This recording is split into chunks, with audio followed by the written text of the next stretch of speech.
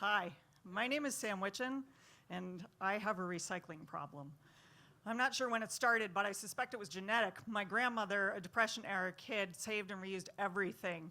Twist ties, rubber bands, aluminum foil, wrapping paper, the buttons from my grandfather's worn-out shirts for some future buttonless shirt.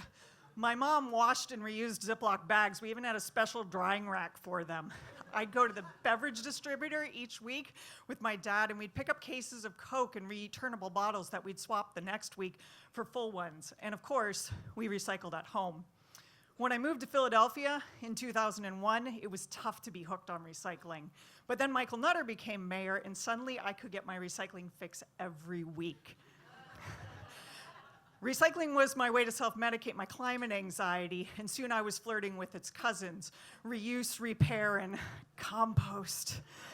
I was enabled by my husband, who has a recycling problem of his own. Our basement sprouted bins for batteries, light bulbs, scrap metal, ferrous and non-ferrous. I started writing a regular column for Grid magazine on recycling and dreaming of citywide compost. 2009, Sam was very naive. Many people latch on to recycling because it feels like a way to atone for our rampant consumerism.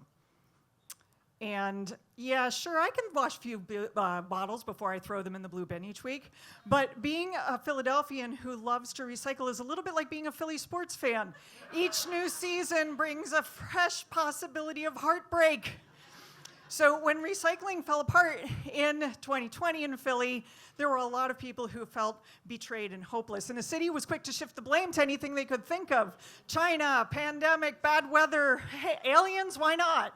And then soon came the sensational news reports of recycling's death, which came as a shock to the folks in the $91 billion recycling industry who are in fact recycling things like cardboard and metal and paper and yes, even plastic.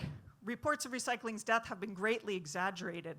And while it's cool to hate on recycling, the problem's bigger. Our consumerism is built on a system where we take things out of the ground, we make them and only use them a handful of times, only to put them back into the ground where they sit for centuries. It's a stupid system, and once you see it, you can't unsee it. And so during the pandemic, I did what any woman who was hormonally imbalanced from just having a baby in April of 2020 would do. I co-founded a nonprofit called Circular Philadelphia to fix the system.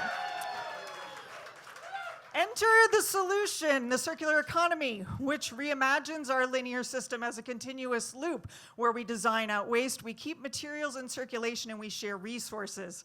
It's nothing new. Examples span millennia. The Library at Alexandria, glass recycling in the Byzantine Empire, centuries of farmers composting, the milkman, the entire island nation of Cuba. We know how to do this. We don't have to wait.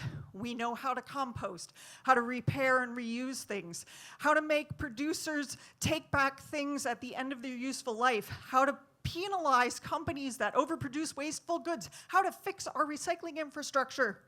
So what's stopping us? The usual: political will, investment. Imagine if the city took just $5 million of the tens of millions of dollars that it spends each year dealing with our waste and put it towards circular businesses right here in Philly.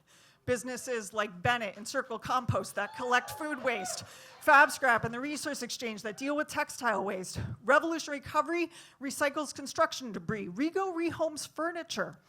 Unless Kids keeps toys in circulation and out of landfill, The Rounds delivers zero-waste goods to your home, Rabbit Recycling takes just about anything you can think of. And then there are the tailors and the cobblers and the secondhand shops that have been operating here in Philly for generations. We need to stop treating everything, products and people, as disposable. Circular economies won't happen on their own. They take communal action. Producer, consumer, designer, user, policymaker, citizen, we all have a role to play and invite you to take part. Recycling isn't dead, but we need to fight for it. We need to tell our mayor and our city council and the people in charge to do more than just throw around words like clean and green and one Philadelphia, and truly embrace the circular economy so that recycling can resume its rightful role, not as the star of the show, but as a supporting actor in an economic system that works for all Philadelphians. We can do this, and we must, for our city and our future. Long live recycling.